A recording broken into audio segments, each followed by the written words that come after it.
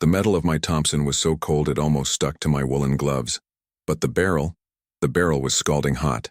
That was the rhythm I'd found. Short burst, one step, short burst, another step. The snow around me wasn't white.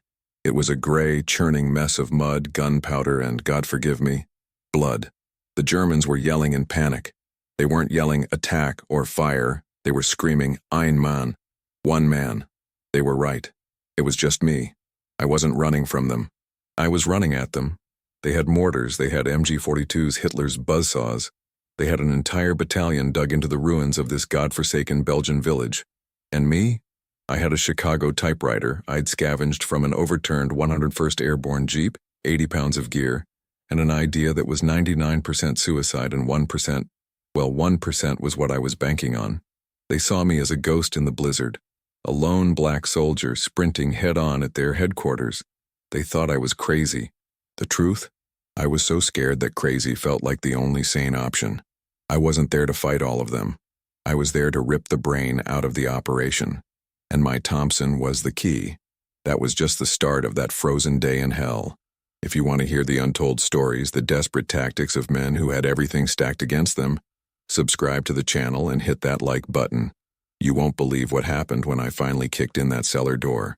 My name is Corporal Elias Eli Washington. I wasn't infantry, I wasn't a ranger. I was a driver for the Red Ball Express. Yeah, a driver. My job was to haul freight. My job was to make sure the infantrymen on the front line got their bullets, their beans, and their dry socks. This was the winter of 1944, deep in the Ardennes forest, and Hitler had just launched his last great gamble, the Battle of the Bulge. They punched through our lines like wet paper. Suddenly we, the drivers, the cooks, the quartermasters, we were the front line. My convoy was ambushed near St. Vith. We were scattered, pushed back into the ruins of a small town and cut off. It was a handful of us, mostly from the Quartermaster Corps, against what we learned was a Volksgrenadier battalion. They were staging for their final push to take the town and the crossroads we were barely holding. When I say in the title that I took out a battalion, don't get me wrong. I didn't kill 800 men. This isn't a Hollywood picture. It was something more surgical and a lot more desperate. I'd found their nerve center, their battalion command post, set up in the cellar of a ruined brewery. If I could cut the head off, the body would stop moving, at least for long enough for us to break out. But between me and that cellar door was 50 yards of open, frozen ground and 3 machine gun nests. And the only thing I had was the Thompson and a very, very crazy tactic. The Red Ball Express was never supposed to stop. That was the whole point. We were the bloodstream of the Third Army, and my deuce and a half was the red blood cell. But that morning, the blood froze. We were pushing a red-hot priority load, plasma, 30 caliber ammo, and for some reason, 3 crates of Thanksgiving turkeys, canned. We were deep in the Ardennes, and the snow was coming down so thick it felt like we were driving through a mattress. You couldn't see the truck 20 yards ahead. That's how they got us. It wasn't a boom that started it. It was a whump, whump, whump. Mortar rounds landing in the snow, soft, almost polite. Then the world tore open. A Panzerfaust rocket hit the truck in front of mine. The whole thing, turkeys, ammo, driver, vanished in a flash of orange and black. I slammed the brakes, skidding the heavy truck sideways right as a buzzsaw, an MG-42, opened up from the tree line. The bullet sounded like a zipper tearing through the air. Zip! And they ripped my passenger side door clean off its hinges. My co-driver, a kid from Alabama named Smitty, just slumped over. No scream. Nothing. 1 second he was there, humming a tune. The next he was gone. I didn't think. I bailed out the driver's side, tumbling into a ditch filled with icy slush that felt like needles. The convoy was chaos. Trucks were burning, men were shouting, and through the snow I saw them. Figures in white parkas moving fast, shouting in German. Volksgrenadier, not the old men and boys we'd been told about. These were hard-looking troops, and they had us cold. I ran. I just ran. I slid through the mud, crawled behind a stone fence, and kept moving toward the only solid structures I could see, the ruins of the village ahead. I didn't know its name. Didn't care. It was just cover. I tumbled into the cellar of a bombed-out house, landing hard on a pile of shattered roof tiles. My breath was ragged, coming out in white plumes. I was alone. Smitty was dead. The convoy was gone. I checked my weapon. An M1 Garand, 8 rounds. I had 2 extra clips, 16 rounds. Against them. I stayed there for an hour, maybe 2. The firing died down, replaced by the sound of German engines and men calling to each other. They were organizing. They were settling in. Then, I heard a whisper. "Hey, GI, you alive in there?" I raised my Garand, my hands shaking so hard I could barely work the safety. A figure appeared at the top of the cellar stairs, silhouetted against the gray sky. He was wearing an American helmet. "Don't shoot," he whispered. "I'm baking." "You're..." "What?" "I'm from the 49th Field Bakery, name's Pops. My ovens are about 2 miles back, or they were." Slowly, we found each other. There were 5 of us in that ruin by nightfall. Me, the driver. Pops Donovan, the baker. 2 mechanics from an ordnance repair unit. Twins named Cole and Carl. And a medic, bleeding from his own leg, named Doc Simmons. This was our grand army. A baker, 2 grease monkeys, a wounded medic, and a truck driver. We were trapped. The Germans were all around us. We could hear their tanks clanking on the cobblestones. Carl, one of the twins, had a pair of binoculars. He spent an hour watching the village center from a shattered attic window. When he came back down, his face was the color of ash. "It's bad, Eli," he whispered, his voice trembling. "It ain't a patrol. It's a whole damn battalion. They're setting up a command post in the old brewery, the one with the big eagle statue out front. I've seen at least 3 officers go in. Antennas on the roof. Mortar crews setting up behind it. We all knew what that meant. They weren't just passing through, they were digging in, and we were the rats caught in their new nest. We gotta surrender," Pop said, his hands shaking. "We ain't combat men. You seen what they did at Malmedy?" Doc Simmons grunted, tying a rag tighter around his thigh. "They're machine-gunning prisoners. Especially us." He looked right at me. He didn't have to say it. I was the only black man in the cellar. The SS unit sweeping this area. Surrender wasn't an option for me. It was just a different way to die. "So we fight," I said. "Fight what?" Carl spat. "A battalion? With 3 rifles and a pistol?" He was right. We were going to die here. The cold would get us, or the mortars would. I thought about Smitty. I thought about my truck. I thought about how I'd joined up to do something, not just drive. And here I was, cowering in a hole. "No," I said. "We don't fight them. We fight him." They stared at me. "The commander," I explained. "In the brewery." "Carl, you said they're setting up the command post. A battalion doesn't move without its commander. You cut the head off. The body flails. It gets confused. It stops." "And how in God's name," Pops asked, "are you going to get to the brewery, Rambo? It's across the town square. That's a kill box." I don't know yet. I had to get out. Had to see. I left them and crawled through a series of bombed-out adjoining buildings. I ended up in what used to be a small auto shop. And there, half crushed under a fallen beam, was a 101st Airborne Jeep. The white star on its hood was covered in soot. In the back, still in its canvas sheath, was a Thompson M1A1. My heart hammered. I pulled it free. It was heavy, solid, oiled. I found the ammo bag next to it. 8 30-round stick magazines, 240 rounds. I scrambled back to the Jeep. This wasn't just a gun. This was a tool. It was made for one thing: close quarters fighting. Trench clearing, house clearing, cellar clearing. I returned to our hovel, the Thompson heavy in my hands. The others just stared at it. "Where'd you get that?" Carl whispered, his eyes wide. "Gift from the 101st, I said. The mortar fire started up again, closer this time. Whoomp. Crash. A house 2 doors down collapsed. They were range finding. They were clearing the ruins house by house. They'd be at our door in 30 minutes. "Okay," I said, checking the bolt on the Thompson. "I've got a plan. It's crazy, but it's better than dying in this hole." Pops looked at me. "What crazy plan?" "They're expecting a squad. They're expecting a counterattack. They're dug in, waiting for us to act like soldiers." I slammed a magazine into the Thompson. The click was the loudest sound I'd ever heard. They're not expecting one man. They're not expecting a driver with a Chicago typewriter. They're going to be looking for a dozen men, so I'm not going to give them a dozen. I'm going to give them one. I'm going to run straight at them, right at the brewery. "That's suicide," Doc Simmons said. "It's suicide in here too," I shot back. "But my way..." My way. I take the head of the snake with me, and maybe, just maybe, I buy you enough time to slip out the back. I didn't wait for them to argue. I chambered around. Keep your heads down, I said. And if I make it, tell him Eli Washington said hello. You're going to what? Carl said, his voice cracking. Run? Across the square? Eli, there are 3 MG-42s. They call it a buzzsaw for a reason. You won't make it 5 steps. I won't if I run quiet, I said, laying my extra magazines on a broken crate. I started stuffing 2 in my jacket pockets, 2 in my cargo pockets. You're thinking like a soldier, Carl. You're thinking about cover and concealment.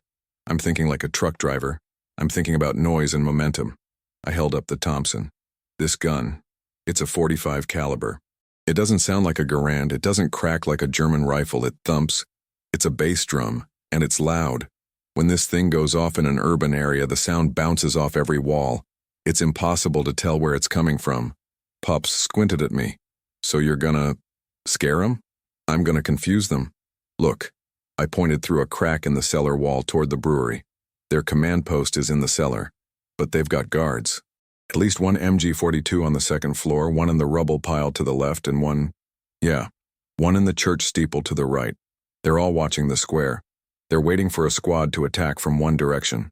I picked up a piece of charcoal from the fire pit. On a flat piece of plaster, I drew a crude map. A square, the brewery on one side, our building on the other. Here's what they expect, I said, drawing an arrow from our building, which split into 3 smaller arrows. A fire team splitting up, seeking cover, trying to flank. The MGs will open up, pin them down, and the mortars will walk in and finish them. Standard stuff. Then I drew 1 single thick line, straight from our door to the brewery door. Here's what I'm going to do. I'm not going to run in cover. I'm going to be the cover. I'm going to run straight down the middle, but I'm not going to be quiet. I'm going to be the loudest thing they've ever heard. The tactic, I said, is noise. I'm going to fire in 2-second bursts, but not at them. I'm going to fire at everything. The window on the left, the rubble pile on the right, the 2nd floor window, the door, left, right, center, left, right. I'll change magazines while I'm moving. The key is to never stop moving and never stop making noise. They won't see 1 man. They'll hear an entire platoon.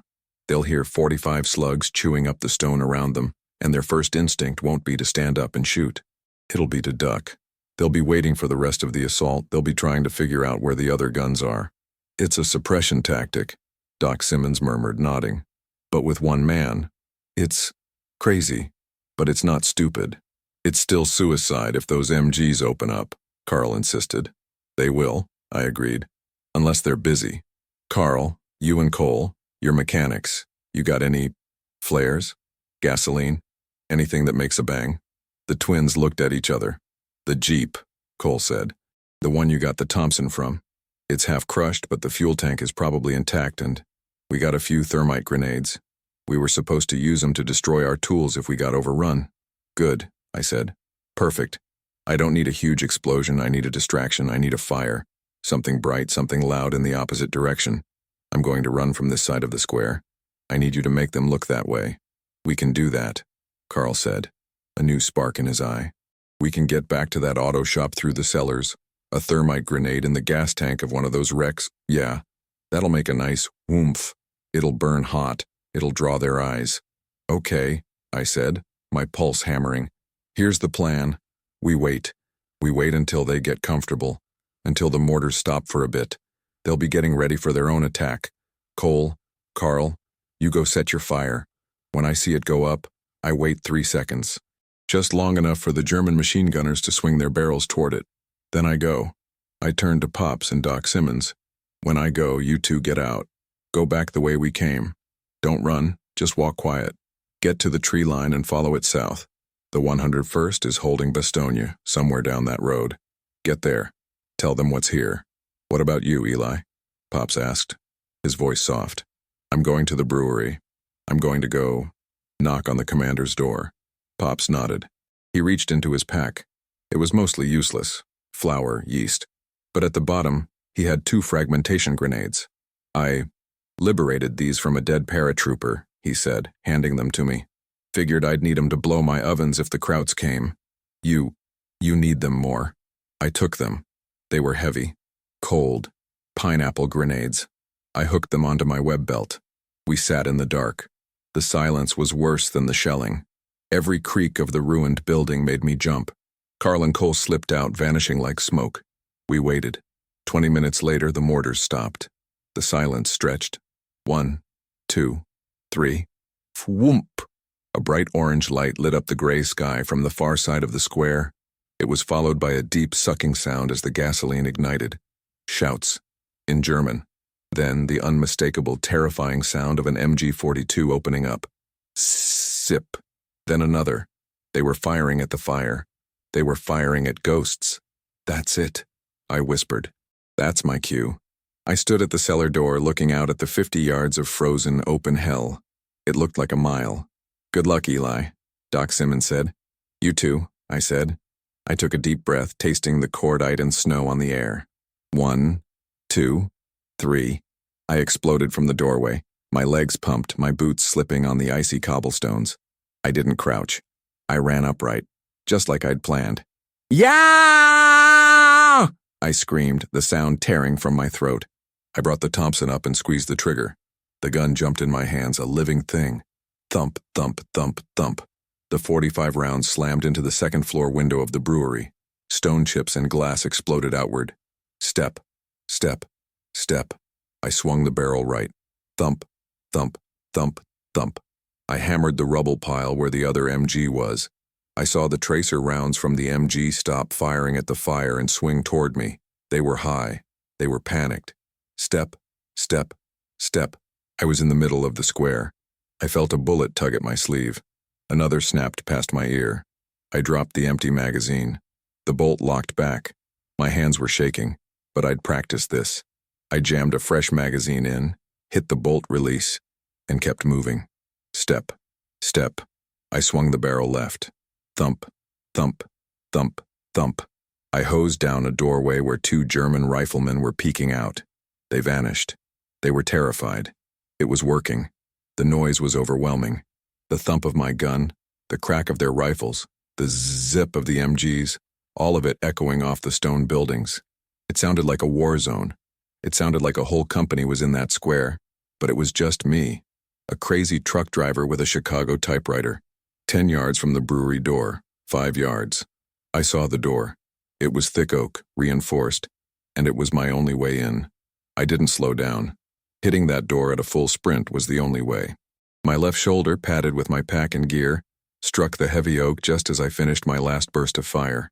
The door splintered. The lock, already damaged by the shelling, gave way. I didn't just open the door. I crashed through it, stumbling into the darkness of the brewery's ground floor. I landed hard on a stone floor slick with spilled beer and debris, rolling to my right, just as I'd seen in the training films. It was a good thing I did. A burst of machine pistol fire, an MP-40, ripped through the space where I'd been. The sound was sharp, metallic, burp, totally different from my Thompson. I was blind. After the bright white-gray glare of the snow-covered square, the inside of the brewery was a black pit. All I could see were the muzzle flashes from the other end of the room. This was the hard lesson. My crazy tactic got me to the fight, but now I was in it, and I was still one man, in a building full of angry Germans. I didn't aim. I couldn't, I just pointed. I scrambled to one knee and fired the Thompson from my hip, sweeping the room in a wide arc. Thump, thump, thump, thump, thump. The 45 rounds were devastating indoors. I didn't just hear them, I felt them.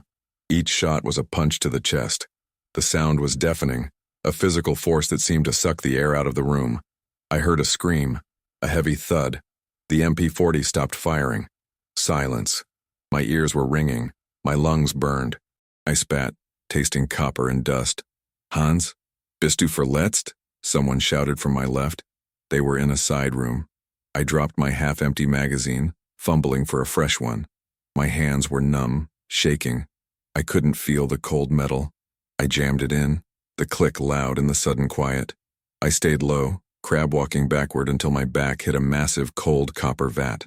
Cover. I needed to breathe. I needed my eyes to adjust. "He's in here," the voice yelled again, this time in accented, broken English. "Throw the grenade." My blood went cold. I looked down. I had the 2 pineapple grenades from Pops.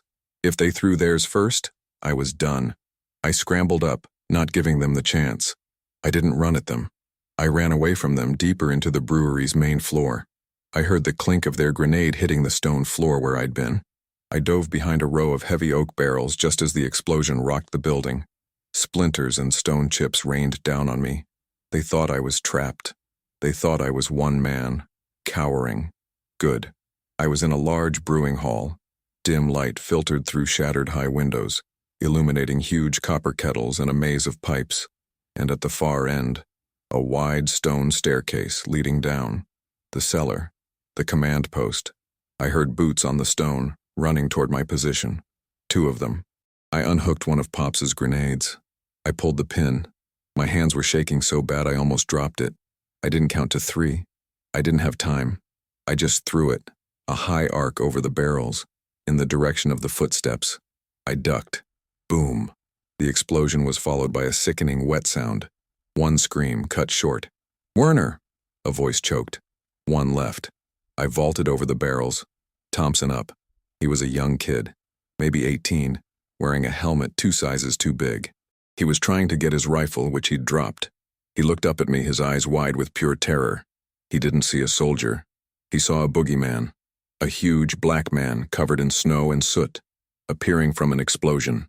He opened his mouth to scream. I didn't hesitate. Thump, thump. 2 rounds to the chest. He just collapsed. A puppet with its strings cut. I leaned against the wall, my whole body vibrating. My breath was tearing in and out of my chest. I had to stop. I had to think. I'd been in the building for maybe 90 seconds, but it felt like a lifetime.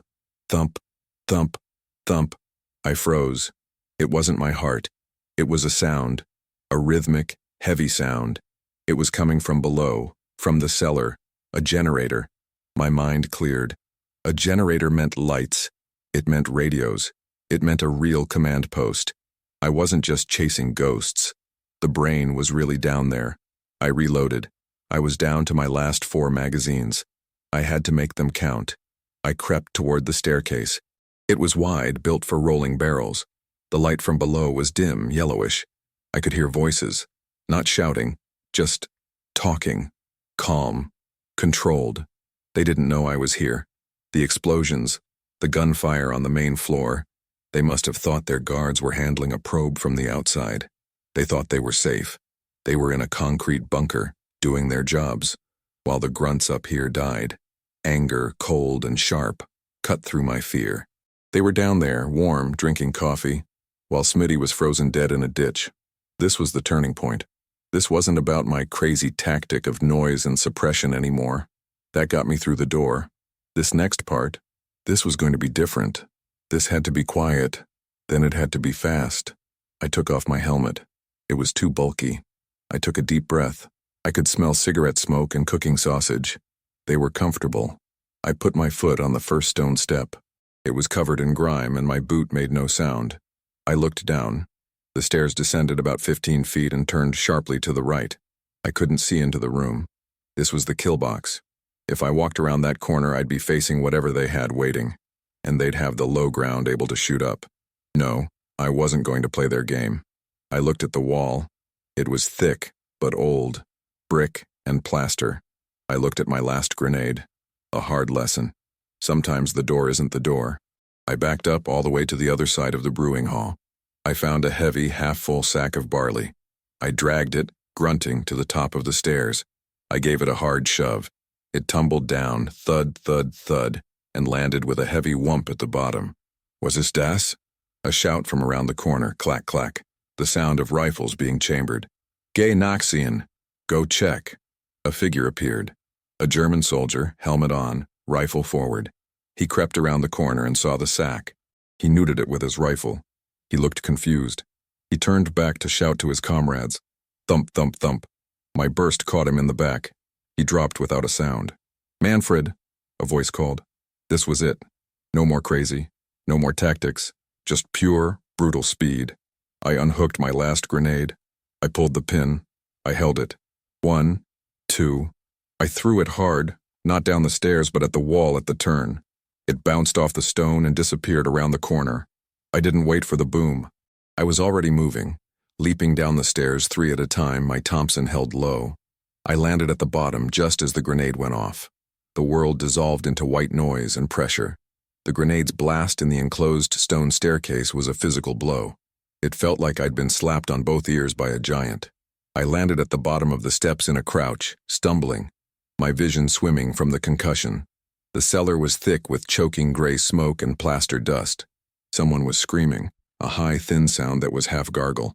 The generator was still running, thump, thump, thump, but the single bare bulb overhead was swinging wildly, casting frantic, leaping shadows. I brought the Thompson up. My tactic of noise was over. This was extermination. Through the settling dust, I saw it. The brain. It wasn't a bunker. It was a large wine cellar with arched stone ceilings. A long table in the middle was covered in maps. Headsets and radio equipment sat on a separate table against the far wall, a thick black cable running from it up through a ventilation shaft. And there were men. The grenade had done its work. 2 men near the doorway were just gone.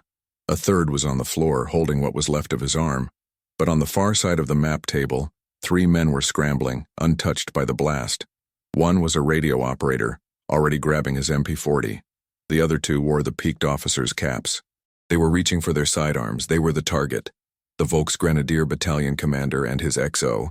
The radio operator was first. He was young, faster than the officers. He swung his MP40 toward me. I didn't give him the second. Thump, thump, thump, thump, thump. The 45 rounds hit him in the chest and stomach, lifting him off his feet and slamming him back into his own radio equipment. The entire rack of tubes and dials sparked, smoked, and fell over with a crash. The generator sputtered but kept running. One officer, a heavy-set man with a graying mustache, had his Luger out. He fired. Crack. The bullet snapped past my head so close I felt its heat. He was aiming. He was a professional. I didn't aim. I pointed. My next burst was a long one, a full 3 seconds. Thump, thump, thump, thump, thump, thump. I walked the rounds right across the map table. The heavy slugs chewed through the wood, sending maps, wooden map markers, and coffee cups flying. The commander grunted, grabbing his chest. He looked down, surprised, and then just folded over the table, scattering his plans in his own blood. The third man, the younger officer, didn't shoot. He ran.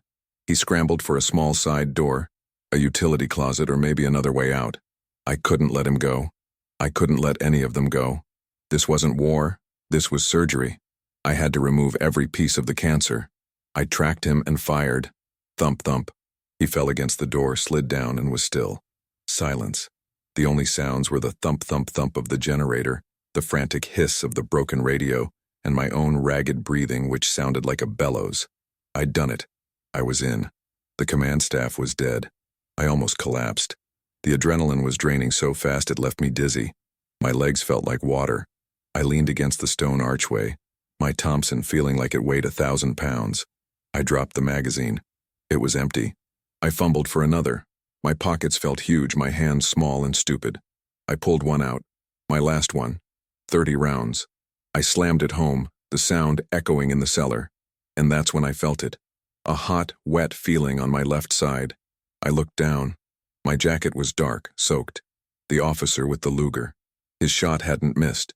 It had torn through the fleshy part of my side just above my hip.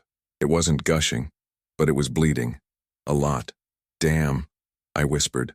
The pain which I hadn't even registered now bloomed. It was a deep, searing fire. This was the hardest moment. I wasn't a hero. I was a wounded truck driver, alone in a cellar full of dead German officers, deep behind enemy lines, with 30 bullets left and a hole in my gut. And I could hear them. Boots. Boots on the stone floor above me. Lots of them. Running, shouting. My crazy tactic, my noisy assault on the brewery. It had drawn everyone. The entire battalion's worth of guards, sentries, and nearby infantry, who had been confused by the fire and my initial run, were no longer confused. They knew exactly where I was. They had heard the grenade in the cellar. They had heard the sustained Thompson fire. They weren't confused. They were angry, and they were collapsing on my position. I was trapped. The way I came in, that wide-open staircase, it was a death funnel. They'd roll grenades down it until I was nothing but red mist. I looked at the small door the last officer had run for, a utility closet. Maybe? I staggered over, kicking aside a fallen chair. I yanked the door open. It was a wine storage. A small, cramped, dead-end room filled with dusty bottles. No exit. I was going to die here. I leaned against the wall, sliding down to the floor, my vision starting to tunnel. The shouting above was getting louder. They were at the top of the stairs. I thought about Smitty. I thought about the red ball. I thought about surrendering. But I looked at the bodies. I looked at the SS-style death's head on one officer's cap. I felt the cold, wet patch on my side. Surrender was not an option. If I was going to die, I was going to die on my terms. I was going to make them pay for this room. But I looked at the maps. I looked at the radio. I'd killed the men. But I hadn't taken out the battalion. Not yet. A battalion can replace a commander, but it can't fight blind. The generator, the radios, the maps. I stood up, gritting my teeth against the fire in my side. I grabbed the dead commander by his collar and hauled him off the table. He was heavy. I grunted, and my wound screamed. I shoved him onto the floor. The maps. They showed everything. American positions, German attack routes, timetables. I couldn't let them have these. I grabbed the maps, wads of them. I limped to the generator. It was a small diesel motor, hot to the touch. I ripped the fuel line off. Diesel fuel smelling like kerosene poured onto the stone floor. It pooled around the generator. I threw the maps into the growing puddle. I grabbed the dead radio operator's chair and smashed the rest of his equipment, breaking every tube, every dial. I poured the contents of a half-full jerry can which was next to the generator over the whole mess. The fumes were overpowering. I had 30 bullets left. I had a way to destroy the brain, but I still had no way out. Then I saw it. The cable. The thick black antenna cable I'd seen earlier running from the radio rack. It didn't go up the stairs. It went up through a small square ventilation shaft in the ceiling, barely 2 feet wide. It was a way out. Maybe. I heard a clink from the top of the stairs. Grenade! I dove, sliding on the diesel-soaked floor, scrambling behind the heavy map table just as the explosion rocked the cellar again. Plaster dust rained down. They were coming. I had seconds. I stood up, aimed my Thompson at the pool of diesel and maps. "This is for the Red Ball Express," I whispered. I pulled the trigger. Thump, thump, thump. The tracer round in the magazine hit the fuel. The world went whoomp. A wall of fire erupted in the cellar, a sudden blinding orange wave. The heat was so intense it seared my eyebrows. The maps vanished instantly. The generator sputtered and died. The room was plunged into a flickering, hellish darkness, lit only by the spreading chemical fire. Now, I ran to the wall beneath the ventilation shaft. The shouts from the stairs turned to screams as the smoke and fire billowed toward them. I grabbed the thick antenna cable. It was solid. I put my good boot into a storage nook on the wall. I pulled. My side felt like it was ripping in half. I pulled again, my arms screaming, and got my other boot on the wall. I started to climb, hand over hand, pulling myself up into the black, narrow shaft, just as the first German soldiers burst into the burning room below. I climbed into the blackness. The shaft was square, sheet metal, and slick with a century of grime. My only handholds were the thick antenna cable and the small recessed bolts that held the shaft together. My side was a universe of pain. Every pull, every time I braced my boot against the metal, felt like a hot knife being twisted. The shouting from the cellar was fading, replaced by a new terrifying sound, the deep, throaty roar of the fire I had set. Then, the shots. Ping! Zing! They were firing blind up the shaft. Bullets sparked off the metal, ricocheting, screaming like angry hornets in the enclosed space. I flattened myself against the cable, my cheek pressed to the cold, greasy metal. I stopped moving. I just hung there, helpless, waiting for the one that would find me. Ist im Schornstein. He's in the chimney. More shots. But they were wild. They didn't know where I was. Then the smoke hit me. It wasn't a wisp. It was a solid, choking column of hot, black, diesel-fueled smoke. It poured up the shaft, instantly filling my lungs. I couldn't breathe. My eyes streamed. I coughed, a deep, ragged hack that sent a fresh explosion of pain through my wound. I was going to die. Not from a bullet. I was going to suffocate and fall back into the inferno I'd created. I had to move. I had to climb. I pushed off the wall, ignoring the pain, ignoring the bullets, and climbed with a desperate, savage energy, hand over hand. My gloves were slipping on the cable. My lungs were on fire. The heat was becoming unbearable. The metal of the shaft was getting hot to the touch. I was being cooked. I looked up. Nothing. Just more blackness. I kept climbing. Pull, brace, pull, brace. My side was numb. My arms were lead. I was losing my grip. Just one more. Just one more pull. I thought of Smitty, dead in the truck. I thought of Pops and Doc, running through the snow. I thought of the commander's surprised face as my bullets hit him. I wasn't going to die in a chimney. My helmet, which I'd hooked to my belt, clanged against the metal. My hand reaching up hit something, not a wall. Bars. A grate. The exit. I pushed. It was heavy, iron. It was stuck. I pushed again, putting my shoulder into it, screaming into the smoke. It didn't budge. I heard a new sound from below. A deep groaning crack. The brewery.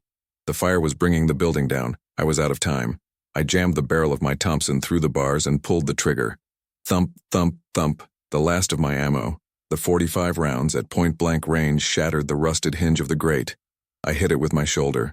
It screeched, bent, and flipped open. Cold, clean air hit my face. It was the sweetest thing I had ever tasted. I gasped, sucking in the snow-filled air, and hauled myself up. One last agonizing pull. I rolled out of the shaft and onto the pitched, snow-covered roof of the brewery. I lay on my back, half on my good side, panting. The snow was falling on my face, melting on my hot, soot-covered skin. I was alive. I'd made it. I looked around. The entire town square was lit up, not by the gray daylight, but by the fire beneath me. Orange flames were licking out of the second-story windows. Black smoke billowed into the sky, a signal for miles. Then I saw them. The Germans. They weren't organized. They weren't a battalion. They were a mob. My crazy tactic, the one-man platoon assault, had worked better than I could have ever dreamed. The officers were dead. The radios were silent. The maps were ash. The brain was gone, and the body was in headless panic. Soldiers were running in every direction. Some were firing at the burning brewery, thinking a whole American squad was still inside. Others were running away from it, terrified. They had no leader, no orders, no cohesion. They were just men, scared men, caught in a trap. I watched, dizzy from blood loss, as a squad of Germans tried to set up an MG-42, pointing it at the brewery. They were shouting at each other, confused. And then, my plan had one last, brutal surprise for them. The fire in the cellar had reached the storage room behind the brewery, the room Carl had seen them stacking mortar rounds in. There was a sudden low thwomp.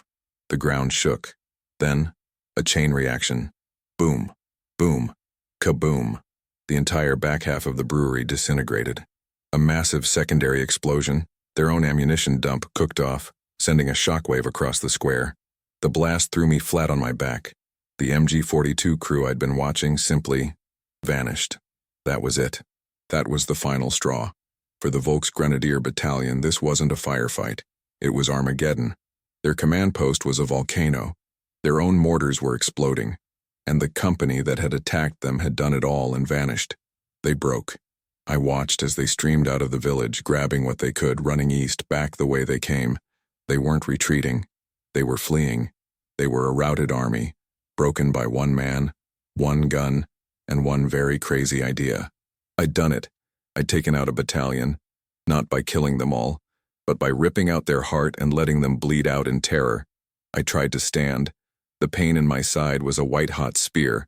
I collapsed back onto the snowy roof. My vision was getting dark at the edges. The snow looked soft. I was so tired. "I'll just rest a minute," I mumbled. "Like hell you will, Eli." I blinked. The voice was American. I twisted, my hand weakly grabbing for my empty Thompson. A figure in an American helmet was crawling onto the roof from a different dormer window. It was Carl, and behind him, Pops. You didn't run," I whispered. "Run?" Carl said, grabbing me, his face pale with shock as he saw the blood. "We saw the fire. We heard the ammo dump. We figured you'd done something nuts. Pops, get his other arm. We ain't leaving a red ball driver behind." Pops grunted, his baker's arms surprisingly strong as he hauled me up. "Doc Simmons is in the next building. We're getting you out." They half-dragged, half-carried me across the rooftops as the brewery collapsed in on itself, a funeral pyre for a German battalion. I looked back at the smoke, at the fleeing enemy. I'd been a driver, but that day, I was something else. We made it. Doc Simmons patched me up in the ruins of a church, using a silk parachute for bandages. We linked up with a patrol from the 101st Airborne 2 days later. They didn't believe our story. Not at first. Not until they scouted the village and found the brewery, or what was left of it. They found the bodies. They found the maps I'd missed, burned and scattered. They called my tactic unconventional, reckless. One lieutenant even called it insane. But it worked. The German offensive in that sector just stopped. The hole we'd punched in their line, the confusion we'd sown, it gave the 101st just enough breathing room to dig in for the main siege of Bastogne. I didn't take out a battalion by killing 800 men. I took them out by killing 3. The right 3. I took away their eyes, their ears, and their voice. War isn't always about who has the most bullets. Sometimes, it's about who has the nerve to do the one thing the other side never sees coming. I recovered. I went back to driving my truck. But I kept the Thompson. I never told the Army brass what really happened. They wouldn't have understood. But the men I helped save, they knew. I wasn't a hero. I was just a driver who refused to die in a hole. And sometimes that's all it takes.